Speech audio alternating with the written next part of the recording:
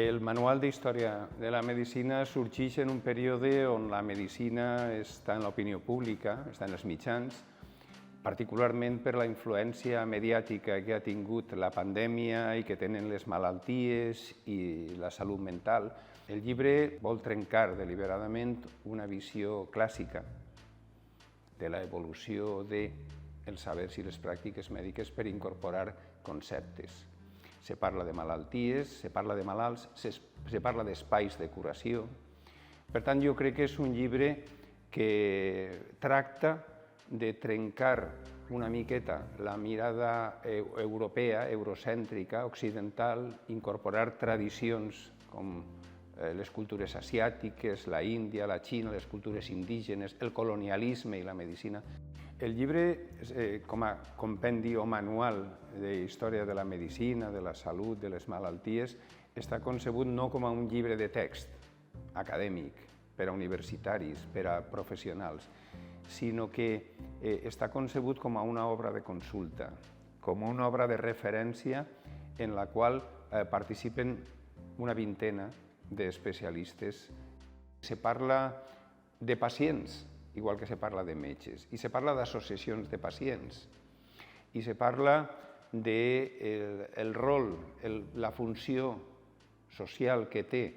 el pacient i les col·lectivitats de pacients en una societat democràtica, la veu d'aquell que pateix la malaltia. Una dimensió també que està present en el manual és l'ús d'instrumental científic, com els instruments científics permeten també generar una narrativa al voltant de les pràctiques mèdiques, els instruments urològics o les pràctiques quirúrgiques o els instruments de ginecologia i obstetrícia que es fan servir tradicionalment. El llibre tracta d'abastir aquesta dimensió. El llibre parla de la medicina, però també té un capítol dedicat a les professions i als professionals de la salut, a la pluralitat de professionals, que des de l'edat mitja eren una decena, si més no, no sols el metge, també el boticari, el farmacèutic, la infermera, l'infermer, en fi, tota una sèrie de professionals que estan implicats. Jo crec que el llibre tracta d'obrir temes, d'obrir elements de reflexió. La història és absolutament essencial com a referent per a comprendre la dimensió important que té la malaltia i les relacions entre les malalties, els comportaments humans, les relacions socials i l'interacció i l'intercanvi amb el medi ambient, també. Cada malaltia i cada infecció i cada epidèmia